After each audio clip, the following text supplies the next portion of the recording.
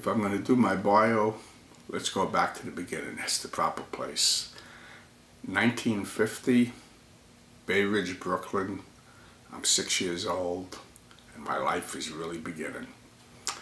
I live on 5th Avenue in a railroad type apartment over a carpet store between 72nd Street and Ovington Avenue. And let me tell you, we have everything there. I mean, within a block.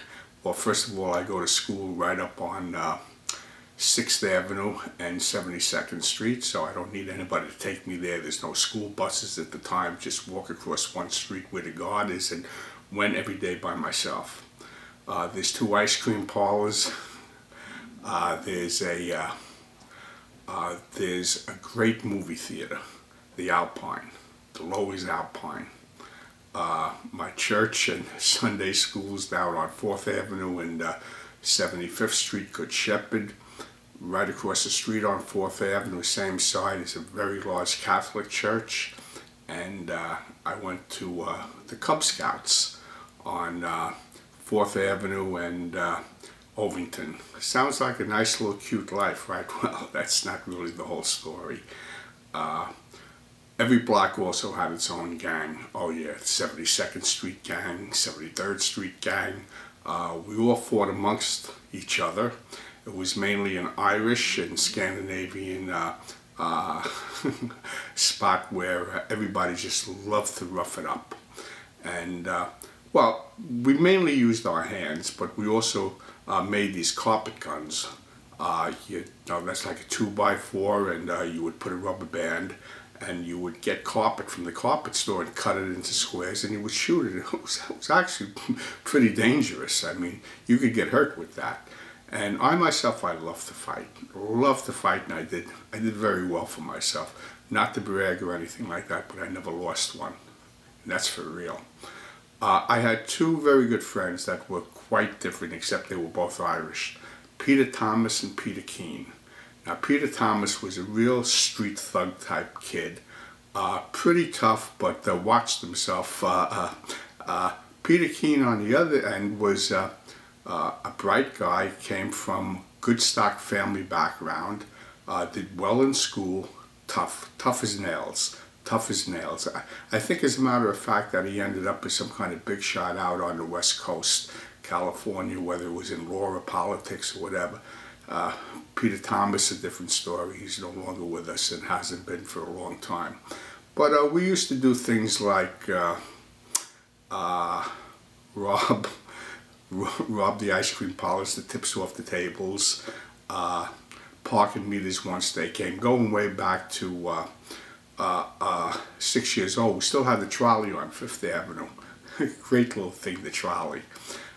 Forgetting that we had about 3 different bars on every block, and my father unfortunately hung out in one right on 72nd Street and 5th Avenue, and let me tell you, he had a heavy hand. And those years, those early years up until I was 10 years old, he used it on me quite often, because he just spotted so many different things I was doing. Half the time I didn't have the brains to say, oh, he's sitting right in the bar looking at me, when I'd set a fire to the waste paper thing right outside on the corner, all kinds of dumb things. And we did the regular things, you know, we played Johnny on the pony, and I was really good at that, you know. That's where everybody jumps on your back to see if they can break the line. Nobody ever broke me down, let me tell you. And when I came and jumped, I came down heavy. And stickball and handball and pitching coins and flipping cards, baseball cards was the big thing, and all the regular things. It was like the Bowery Boys. It was actually a great childhood when I look back. And then I would sneak off to Staten Island constantly. The 5th Avenue, well, it wasn't the 5th Avenue, it was the 69th Street Ferry. And my mother would call the cops. I mean, how many times she just panicked. She couldn't find me the whole day. I went down there for 5 cents. I took the ferry all by myself over to Staten Island. Within a short walk, they had the St. George swimming pool. It was 3 different pools with locker rooms. I would go there, and they had high boards, and and I would come home, and wow, my father would be there with that heavy hand. I think this had something to do with the way I fought. I mean, I was like a wild man, and it was kind of that I never talked back to my father. When he would whack me, what really aggravated it, I would never cry, I would never budge. I would stand there and take it and just stare right in his eyes, and he couldn't get even an expression out of me no matter what. I mean, the blood could be coming down my mouth, it made no difference. Never shed a tear, and I never backed off. And that had to do with me taking it out on other people. But that's basically my life. That's basically my life between 6 and 10, except that I started bowling when I was 9 or almost 10. I forgot to mention Ovington. Besides the pizza places we had there, and the ice cream parlors and the movie theaters and every kind of store, a 5 and 10 cent store that we lived off of. Yeah, shoplifting. It's a terrible thing, but my father caught me even that, because he worked on a bank in the corner.